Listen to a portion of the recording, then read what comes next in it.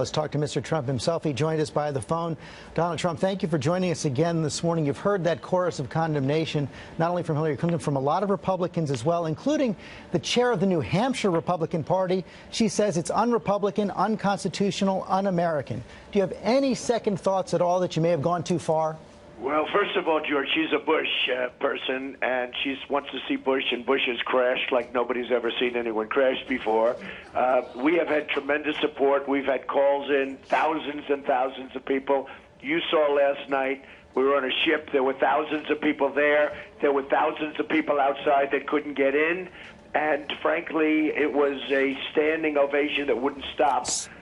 People, and you did polls. I mean, people went and interviewed the people that were at my speech last night, and they just want to see something happen. So no second thoughts. We had the World Trade Center. We had the pre-World Trade Center. Remember, a lot of people forget now. They tried to blow it up twice. We had so many other incidents, and we had now the last incident in California. Now it turns out that $28,000 was deposited into this punk's safe, account. Probably given by some people that we are fighting. Something has to be done. And if you look at what I'm saying... Well, let me stop you right there. Excuse me for a second. Let me just stop you right there. Tell us how it's going to work if you indeed are going to get this done. Unlikely that it could pass Congress, even if it did, likely to be found unconstitutional. So how will you actually do this? What I'm doing is I'm calling very simply for a shutdown of Muslims entering the United States. And here's a key. Until our country's representatives can figure out what is going on. They don't know. How would you stop them from entering the United States? The other night with a speech that nobody still knows. I tweeted out, is that all there is? He didn't say anything. He doesn't know what's going on. And we have people in this country that want to blow up our country. You know it, and so do I. The polls have come out, and various polls I quoted, where 25% of those polls agree that the violence against Americans here in the United States is justified. And they're looking at the jihad. But, sir... And they want a global jihad. Now, George, we can take it sitting back. You will have many more World Trade Centers. It'll only get worse. You look at Paris, and I'm not talking about the horrible carnage that took place. Paris is no longer the same city. They have areas in Paris where the police refuse to go, George. Sir, I understand. To go there because it's so dangerous. I understand what you're saying there, there's no sir. law and order. We don't want that for our country, George. We have to figure it out. But tell me how this is going to work. If an American citizen travels overseas, they're Muslim, they cannot come back? No, they can come back. If we're talking about all good people, and this is not only, but if a person is a Muslim, it goes overseas and comes back, they can come back. They're a citizen. That's different.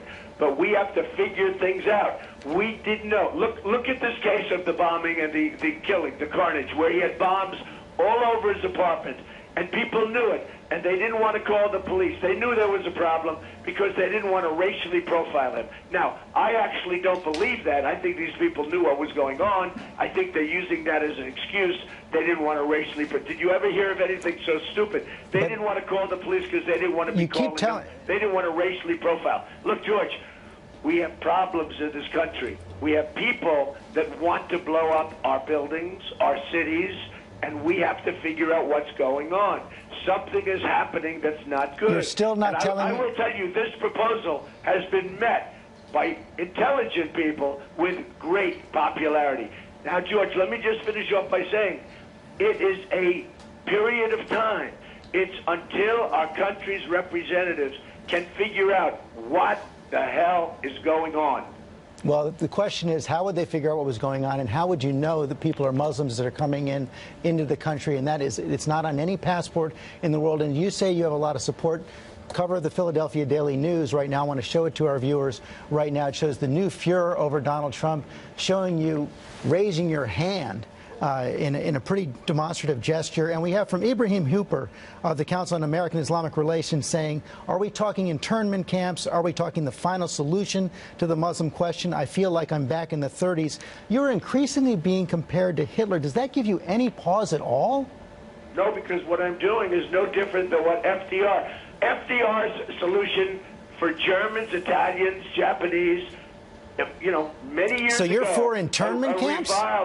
This is a president who was highly respected by all he did the same thing. If you look at what he was doing, it was far worse. I mean, he was talking about the Germans because we're at war. We are now at war. We have a president that doesn't want to say that, but we are now at war. I've got to press you on that, sir. So you're praising FDR there. I take it you're praising the setting up of internment camps for Japanese during World War II? No, I'm not. Take a look at presidential proclamations 25, 25, 25, 26, and 25, 27, having to do with alien Germans, alien Italians, alien Japanese. I mean, what they did. You know, they stripped them of their naturalization proceedings. They went through a whole list of things. They couldn't go 5 miles from their homes. They weren't allowed to use radios, flashlights.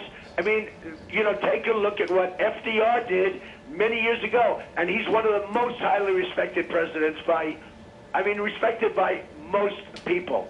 They named highways after him. You want to bring back policies like that?